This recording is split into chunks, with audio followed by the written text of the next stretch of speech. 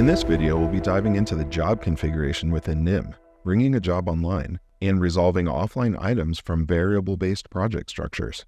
The job configuration page is your central hub for editing details, creating shows, selecting servers, and managing offline items. To access this, from the job menu, click on Production, and then the Config menu option. The Job tab is where you can edit job details as well as create shows. In the Details section, you can update various job details like the icon, job number, name, and description. To personalize your job with an icon, simply click on the Upload Image button or drag and drop an image.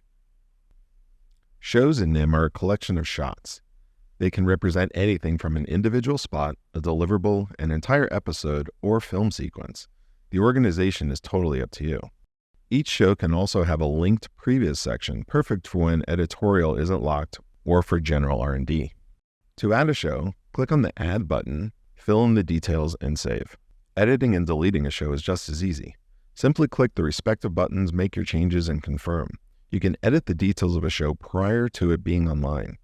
Deleting a show will delete the show in NIM, but any online folders will remain on the project server. The shows folder will be set once the job is brought online. The Project tab is where you configure where and how project files are saved.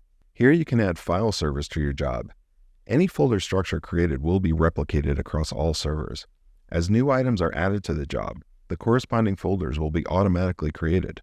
To add a server to your job, click the plus button in the server's header, select your server, and then click the checkbox to save. If we wish to add an additional server, click the plus button again, select your second server, and again, save your selection. If you're using NIM project structures, you'll need to bring the job online to create the folders on your selected servers. This involves selecting a project structure, verifying the project folder name, and then clicking the Bring Online button. To select our project structure, we'll click the Edit button, and we'll choose the project structure we wish to use from the available dropdown. Here we have the option to modify our project folder name. The default template used for our project folder name is taken directly from the selected project structure. Once we're happy with our selection, we can go ahead and save our changes. From here, we can click the Bring Online button to bring our job online. You'll want to note that bringing a job online for the first time permanently sets its project structure and folder name.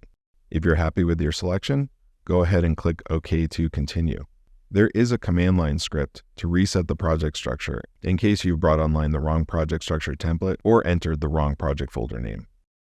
Now, it's important to note that the folders created when a job is brought online are baked onto the job. So if you take a job offline and bring it back online in the future, the job folders will be recreated exactly as they were at the time the job was brought online, regardless of any changes to the project structure template. At the bottom of the project page, we can see the Output console.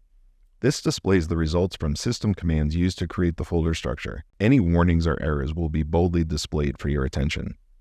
There is a scroll bar to the right, and you can actually scroll through all of the folders that have been created to verify the contents.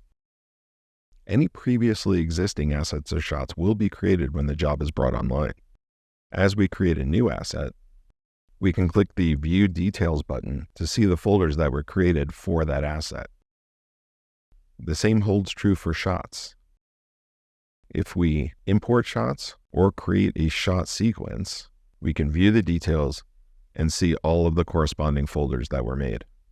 Now, if we're using a variable-based project structure, some items may not be able to be created until additional information is added.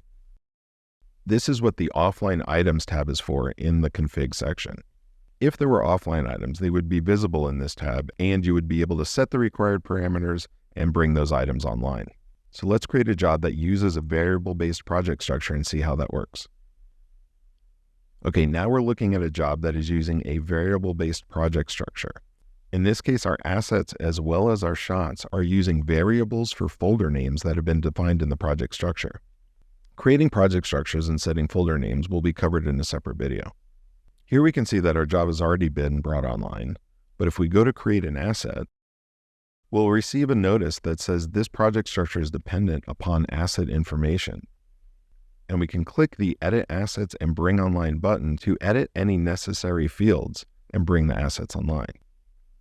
So we'll click the button, And we can see here, any items that have a required field will be highlighted in orange. At the top of our dashboard, we can see we have one offline asset and one asset field required. By default, we'll only see the field that is required to bring the asset online. If we wish to show all of the fields for our asset, we can click on the Show All Fields checkbox. To add the required information, we can click on our ellipsis menu, click the Edit button. We can select a category. In this case, our category is actually a custom dropdown we have added to our assets. We have selected Environment, and we'll click Save. Now on our dashboard, we can see our one offline asset is ready to be brought online. And from here, we can click the Bring Online button.